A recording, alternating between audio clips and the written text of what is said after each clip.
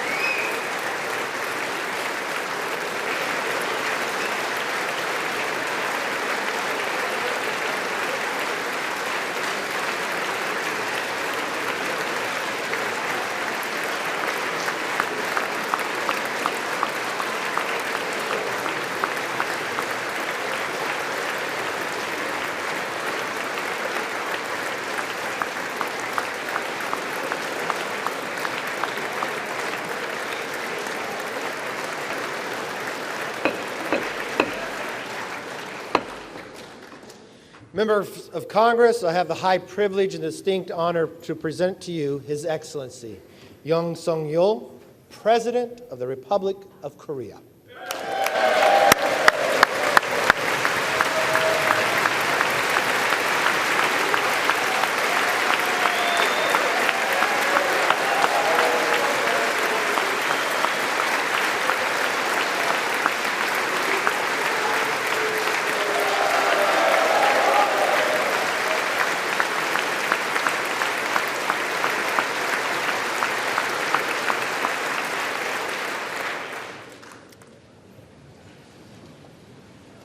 Mr. Speaker, Madam Vice President, honorable members of the United States Congress, distinguished guests, ladies and gentlemen, dear citizens of America, a new nation conceived in liberty and dedicated to the proposition that all men are created equal.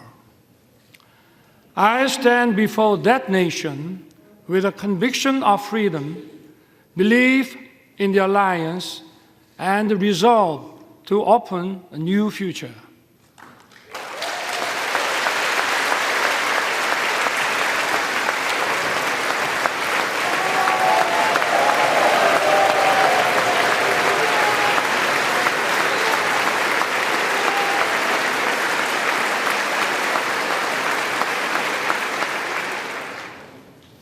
For 234 years, a Congress has been the symbol of freedom and democracy. This chamber embodies the spirit of Constitution. I'm honored to address the members of Congress and the people of the United States. Thank you, both Democrats and Republicans, for passing the resolution marking the 17th anniversary of the alliance. Your support has dignified my visit. I know that no matter where you sit, you stand with Korea.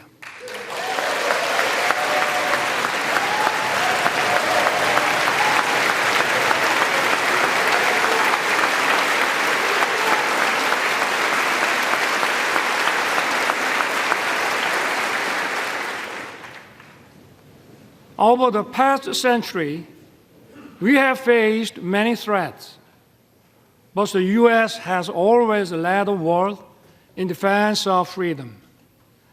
Imperial nations fought for colonies, and humanity greatly suffered from the two world wars. America righteously stepped in to defend freedom, but it was not without cost.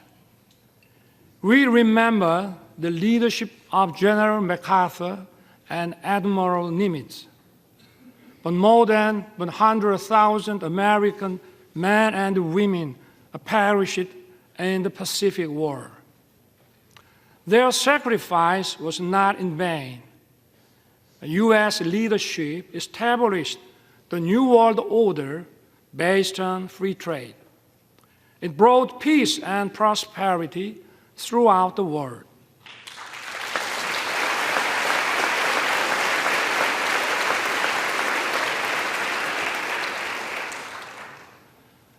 But prosperity was limited to free market economies where communist totalitarian nations did not participate. The world was divided into democratic and communist blocs. In 1950, the Korean Peninsula was on the front line. The Soviet Union helped to rearm North Korea. North Korea's surprise attack threatened the peace on the Korean Peninsula and Asia. Korea's freedom and democracy were on the brink. At that decisive moment, the U.S. did not look the other way. Korean and American soldiers stood shoulder to shoulder and fought bravely. Tales of our heroes were written. General MacArthur caught the enemy off guard with the landing of Incheon and turned the tides of the war. Operation Chromite was one of the greatest decisions ever made in the history of war. The U.S. 1st Marine Division miraculously broke through a wave of 120,000 Chinese troops at the Battle of Lake Changjin.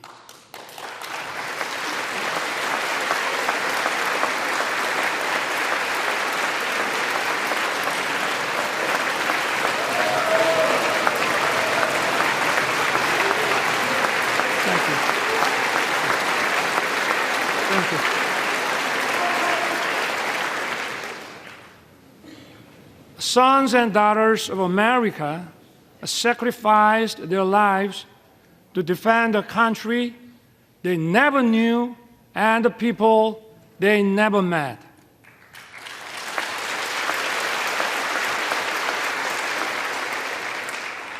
In the Battle of Lake Changjin alone, 4,500 American service members lost their lives.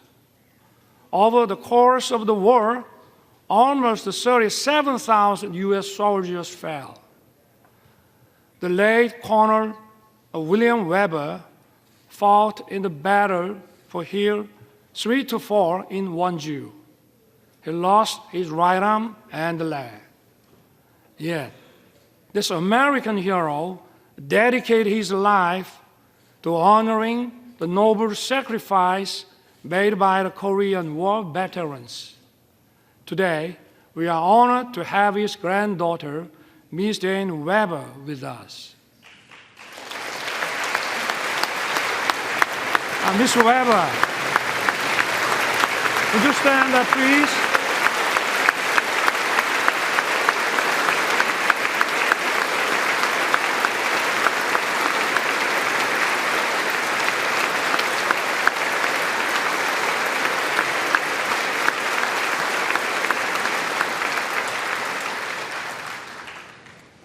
On behalf of the Korean people, I would like to thank you deeply. We salute his noble service and sacrifice. Thank you, Dane. Some of Korean war heroes are your family and friends. The late John Conyers Jr., Sam Johnson, and Howard Coble were veteran congressmen who promoted freedom and democracy. The former Representative Charles Rangel has been a strong supporter of the alliance. Korea will never forget the great American heroes who fought with us to defend freedom.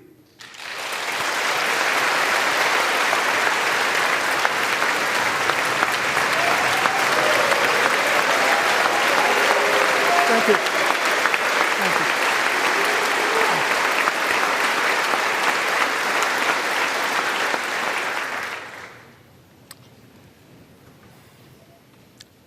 I take this opportunity to pay tribute to all the Korean War veterans and their families. You did not hesitate to send your sons and daughters, husbands and wives, a brother and sisters. You answered the call to defend the freedom of a country across the Pacific. I thank the U.S. and its people for honoring the Korean War as a proud legacy. Thank you also for treating the veterans with honor and respect.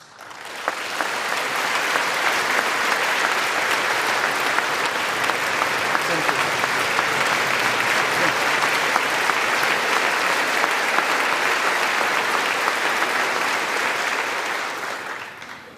The war ended after 3 years of intense battle.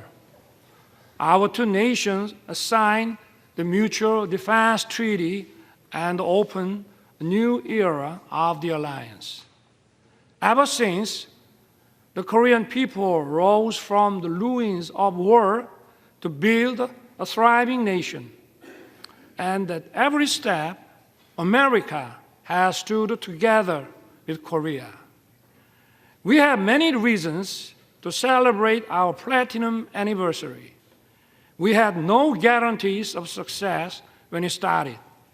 But today, our alliance is stronger than ever, more prosperous together, and more connected like no other. Indeed, it has been the linchpin safeguarding our freedom, peace, and prosperity.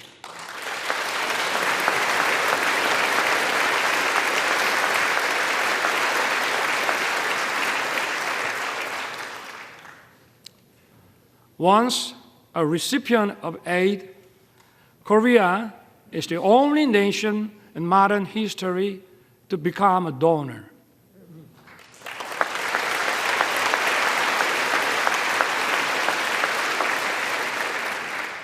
This itself demonstrates the success of our alliance. Let me talk about the history of our alliance. The ties of our cooperation and exchange span over 140 years since the establishment of diplomatic relations in 1882. In the late 19th century, American missionaries helped to widely introduce the values of freedom and solidarity to Korea. These values are the foundations of Korea's constitution. They have made a huge impact on our independence movement and the foundations of Korea. Horace Underwood, Hallie Appenzeller, Mary Scranton, and Rosetta Hall are some of the missionaries who set foot in Korea at the end of the 19th century. They built schools and hospitals. They promoted education of women. Their efforts laid the foundations for many Korean women to advance into society as educators, journalists, and doctors. In the early 1960s, the Kennedy administration recommended Professor Lowstow's model for economic growth. President Park Chung-hee wisely embraced the idea and pushed economic development forward. It laid the foundation for Korea to become an industrialized country. Known as a miracle on the Han River, Korea's economic growth rate was unrivaled. Korea was one of the least developed countries after the war. Its annual income was just $67 per capita. Now, its economy ranks 10th in the world.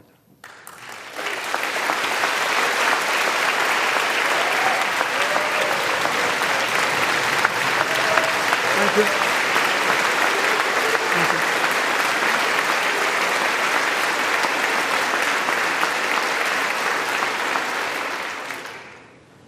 Seoul was once reduced to ashes. Now, it is one of the world's most vibrant digital cities. Busan was once flooded with war refugees. Now, it is the world's second largest port city in terms of transshipment volume. It is also bidding to host the World Expo 2030. Korea is winning the hearts of global citizens. It is dynamic, freedom is thriving, and democracy is robust.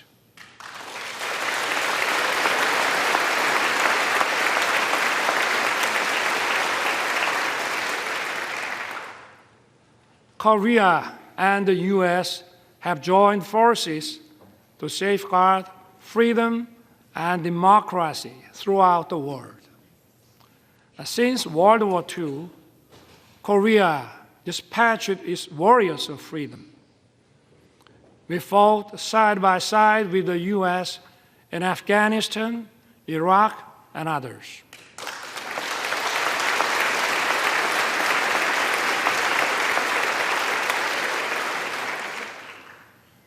For over 70 years in the history of the alliance, we worked together in military and security sectors. We also expanded our cooperation in the economic field. Our relationship has evolved from one of unilateral assistance to a partnership that is mutually beneficial. The Chorus FTA was approved with the full support of the U.S. Congress in 2011. Since then, our bilateral trade has increased by 68%. Korea's companies' investment in America has tripled. The U.S. companies' investment in Korea has nearly doubled. Korean companies are contributing to vitalize the U.S. economy. They are producing EV batteries, semiconductors, cars, and other products here in America. And more importantly, they are creating decent, well-paying jobs.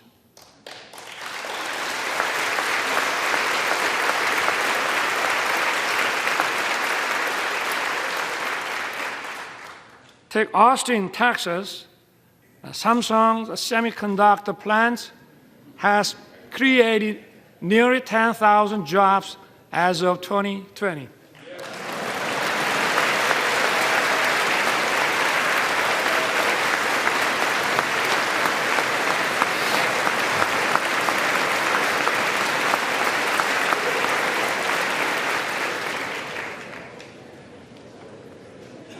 Take Bryan County, Georgia.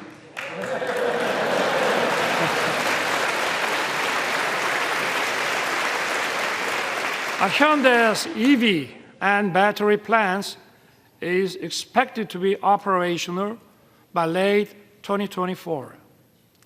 It will produce 300,000 electric vehicles every year. It will employ thousands of Americans.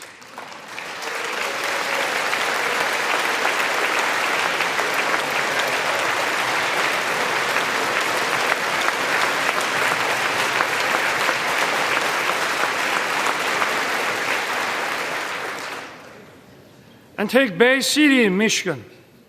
It is a home to SK Chiltern CSS, where President Biden visited.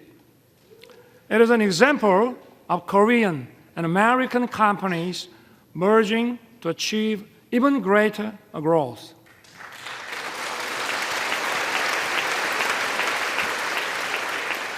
I hope to see more economic cooperation in the other parts of America.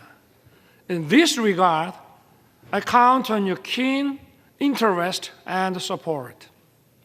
My friends, years of active cultural and people-to-people exchange have deepened our friendship.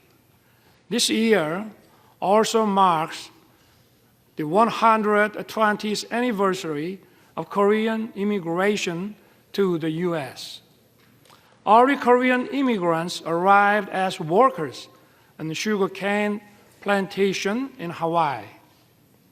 Since then, Koreans made their way into many parts of the American society.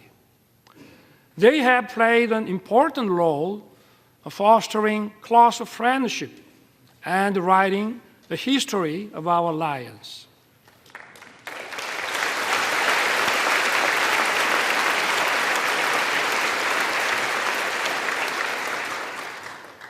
Representatives Young Kim, Andy Kim, Michelle Steele, and Marilyn Strickland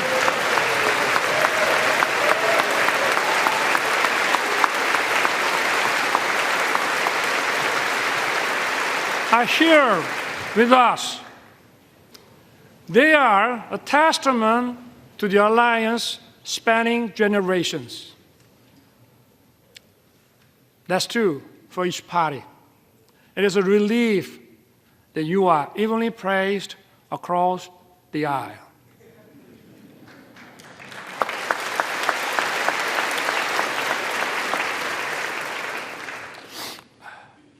Even more, culture is helping to further deepen our understanding and friendship. Nationality and language differences are no longer barriers. Korean movies, Parasite and Minari, have won Oscars. Hallyu film Top Gun and The Avengers are loved by Koreans.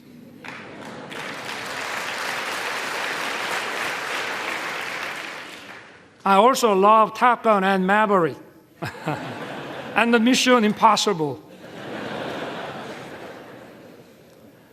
And even if you didn't know my name, you may know BTS and Blackpink.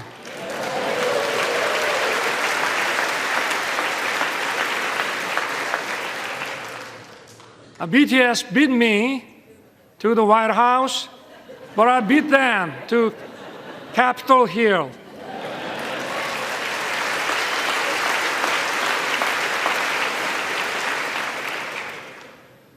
Korean and American singers are reaching high places in each other's music charts is no longer a surprise. The U.S. create global platforms like Netflix. Korea has produced a popular series such as Squid Game.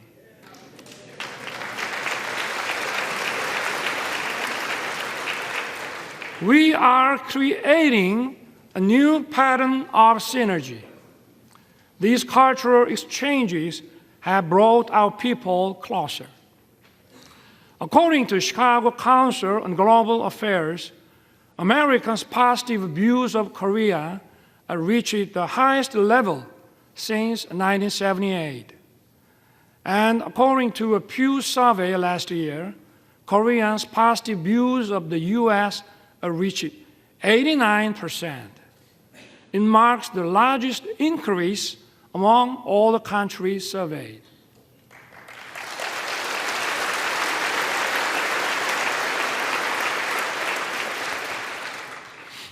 Korea and the U.S. agreed to set up an assistance program for our students. It will help them to study and find jobs actively in each other's country.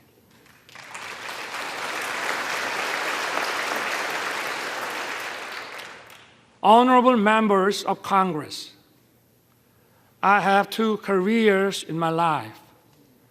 My first job was as a public prosecutor. My second job is serving as the president of my beloved country. As prosecutor, my role model was the late Robert Morgenthau. He was the real-life character of District Attorney Adam Schiff in Law and Order. When I was the Prosecutor General, I printed a book titled Robert Morgenthau, America's Eternal Attorney. I shared it with my junior prosecutors.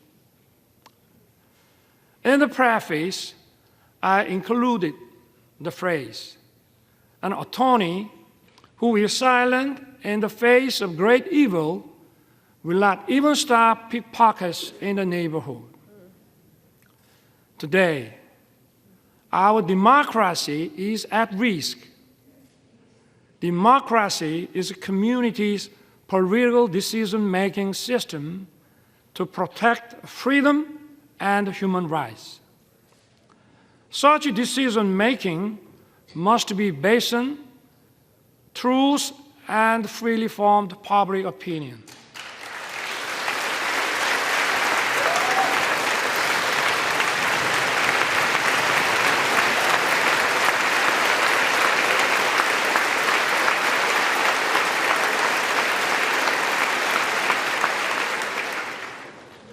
But today, in many parts of the world, false propaganda and disinformation are distorting the truth and the public opinion. They are threatening democracy.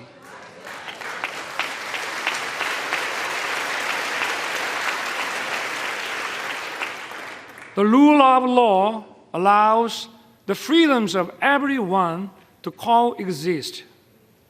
It is upheld by parliamentary democracy. False propaganda and disinformation corrupt intellectualism. They threaten democracy and the rule of law.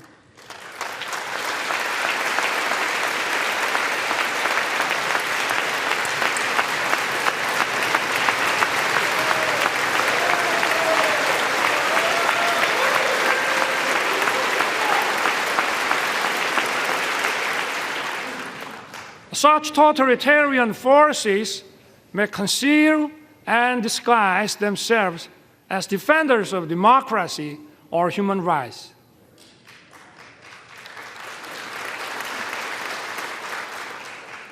But in reality, they deny freedom and democracy. We must not be fooled by such deception and disguises.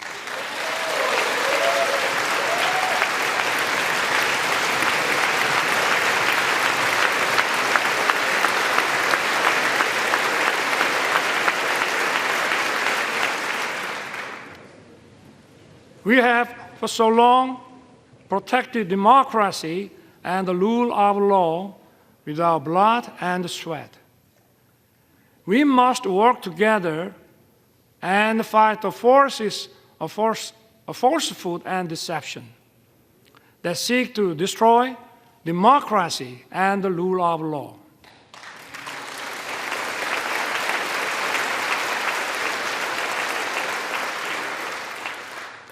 Those who cherish freedom also respect the freedom of others.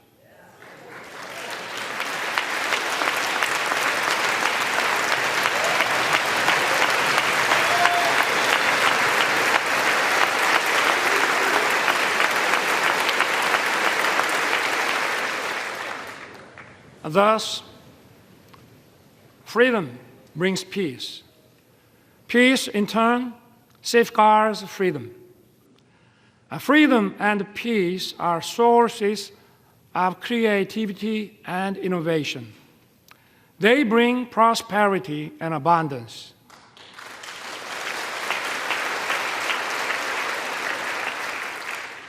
Our alliance was forged 70 years ago to defend Korea's freedom. The alliance has now become a global alliance that safeguards freedom and peace around the world. Korea will fulfill the responsibilities. It will play its part that matches its economic capacity.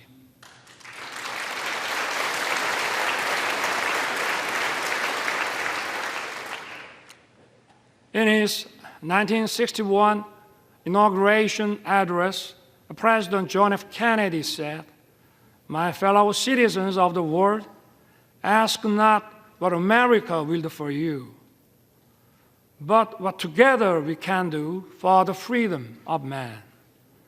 Korea will stand in solidarity with the international community. We will do what it can for the freedom of humanity.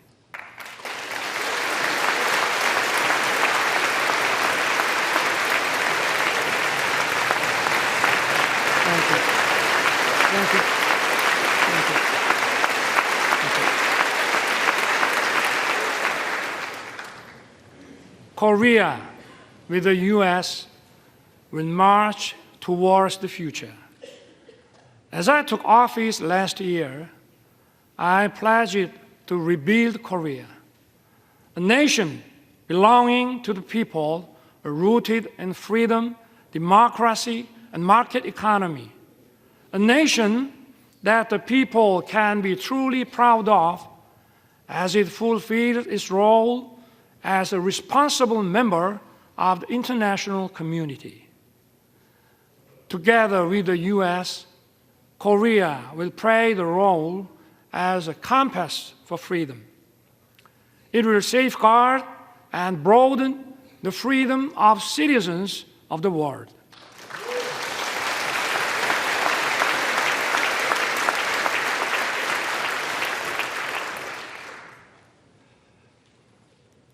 But even as we walked in unison for freedom for 70 years, there is one regime determined to pursue a wrong path. That is North Korea. The difference is stark between Seoul, that chose freedom and democracy, and Pyongyang, that chose dictatorship and communism. North Korea has abandoned freedom and prosperity and dismissed peace. North Korea's nuclear program and missile provocations pose a serious threat to the peace on the Korean peninsula and beyond. To deter its reckless behavior, the alliance must stand united with determination. As President Reagan once said, "There is a price we will not pay. There is a point beyond which they must not advance." We must make his words clear to North Korea.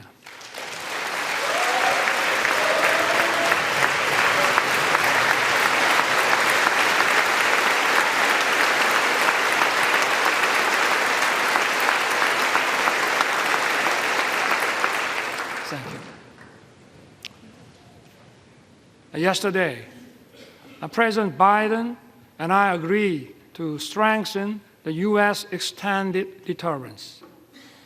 Along with close Korea-U.S. coordination, we need to speed up Korea, the U.S., Japan trilateral security cooperation to counter increasing North Korean nuclear threat.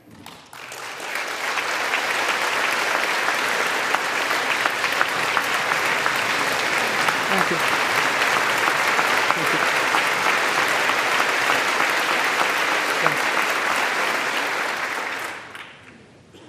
My government will respond firmly to provocations, but at the same time, we will keep the door open for dialogue on North Korea's denuclearization. Last year, I proposed the audacious initiative. It will significantly improve North Korea's economy and livelihood. All Pyongyang has to do is to stop its nuclear program and begin a substantive denuclearization process. I once again urge North Korea to cease its provocations and take the right path. Korea, with the U.S., will continue to work for North Korea's denuclearization.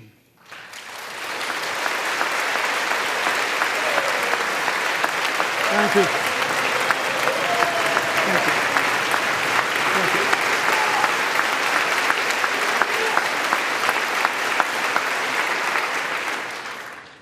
North Korea's obsession with nuclear weapons and missiles is throwing its population into a severe economic crisis and human rights abuses.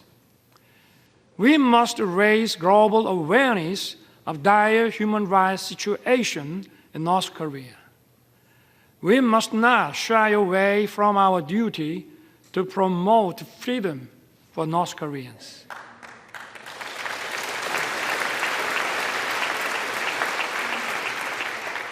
Last month, my government published a report on North Korean human rights. We released it to the public for the first time. The report documents a wide range of abuses in North Korea. It is based on testimonies of 508 North Korean defectors collected over the past 5 years. It records many cases of serious violations of international norms, such as the Universal Declaration of Human Rights and other human rights agreements. Unspeakable and horrendous incidents took place. Men and women being shot and killed for violating COVID-19 prevention measures. Some being publicly executed for watching and sharing South Korean shows. And people being shot in public for possessing the Bible and having faith. We need to raise awareness. We must inform the world of the gravity of North Korea's human rights violations. I ask for your help in improving North Korea's green condition.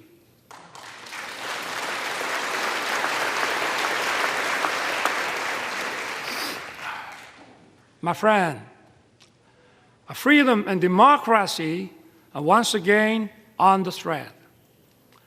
The war against Ukraine is a violation of international law.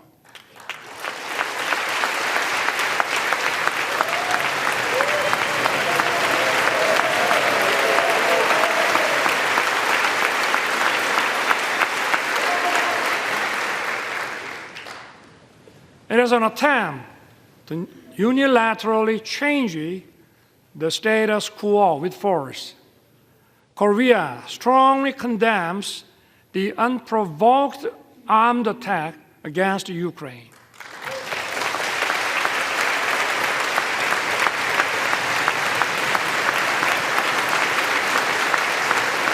Thank you.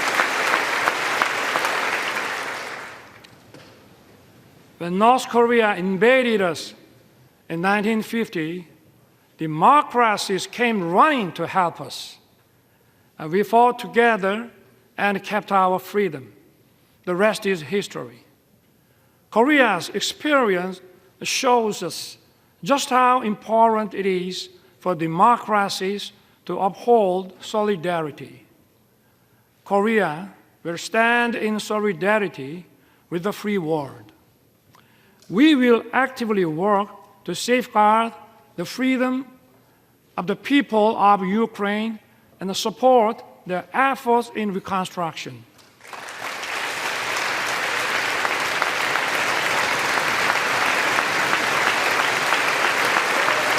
Thank you. Thank you. Honorable members of Congress, so far, 6 Korean presidents spoke at this important chamber. The first Korean president, Dr. Lee Sung-man, delivered his speech in 1954. After 35 years, in 1989, President Roh Tae-woo, standing at this podium, said the following: "The nations of the Pacific have made open society and market economy and the engine that drive the fastest growing region in the world. The Pacific will become even more important to the U.S., and Korea will begin to contribute more to the prosperity and peace of the region." I look forward to the day when some future Korean president may be invited to address this distinguished assembly and describe the vision I spoke of today as an achievement fulfilled, not as tomorrow's hope. President Roh's vision has become a reality. Thank you. Thank you. Thank you.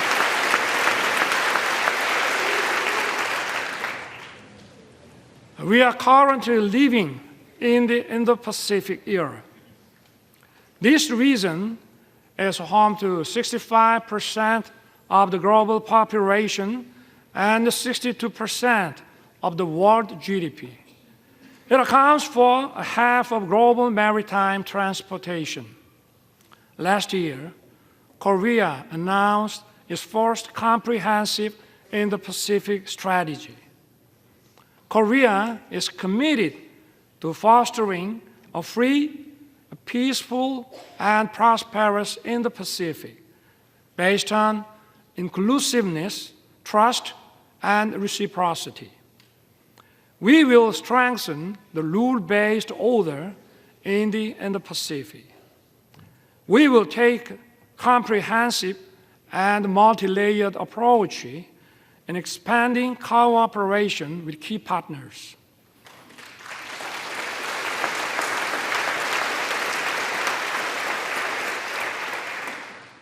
This also means that the stage for the alliance is expanding. Korea used to receive assistance from U.S. aid. It is now sharing its experience with developing countries in partnership with the U.S. Korea has greatly increased its ODA budget. It is providing tailored programs in tune with the needs of its partners. Yesterday, President Biden and I adopted a joint statement. It presents a vision of the alliance in action towards the future. Together, our two countries will broaden our alliance.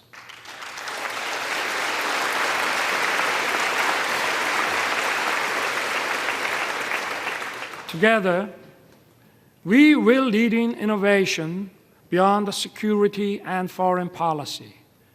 We will work closely on artificial intelligence quantum technology, bioscience, and Open RAN.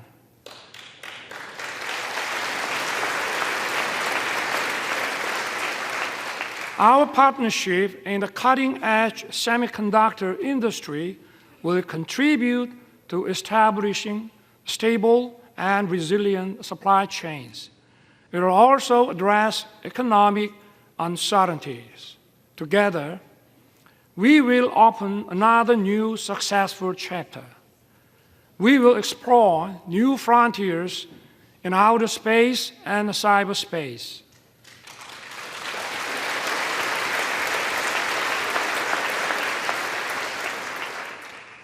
Korea and the US are the world's top technological powers leading innovation and creativity.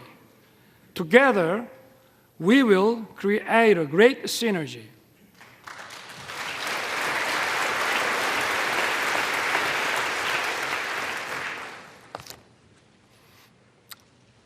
Mr. Speaker, Madam Vice President, and honorable members of Congress, our alliance is an alliance of universal values. Freedom, human rights, and democracy are the very foundations of our bonds. Our alliance is for justice.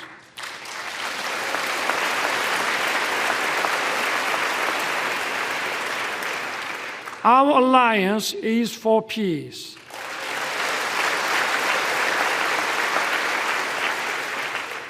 Our alliance is for prosperity.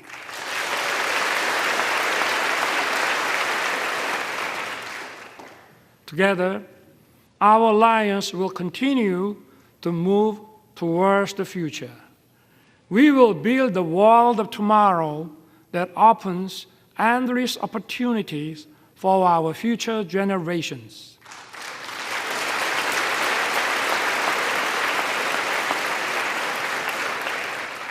I look forward to everyone being on board for our new journey together. God bless you. God bless the United States of America. And may God bless our great alliance. Thank you.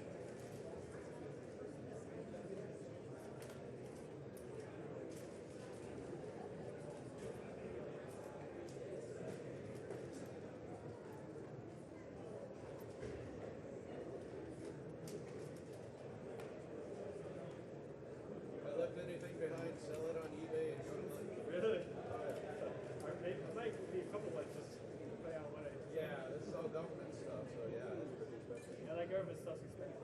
Yeah. I don't know about that. Going to Ruth's Chris. It's good.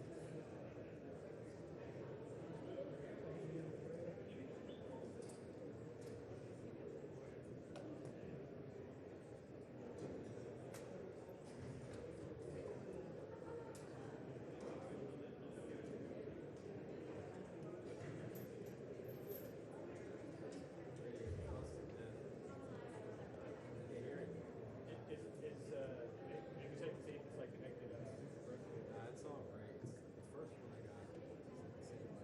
I think I could switch it. It's 120. Something right.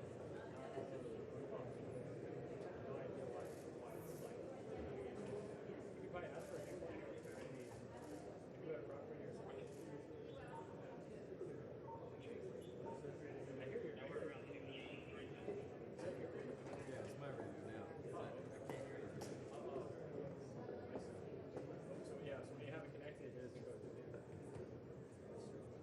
Not good. I have to go to property or Airtel. Purpose of the joint meeting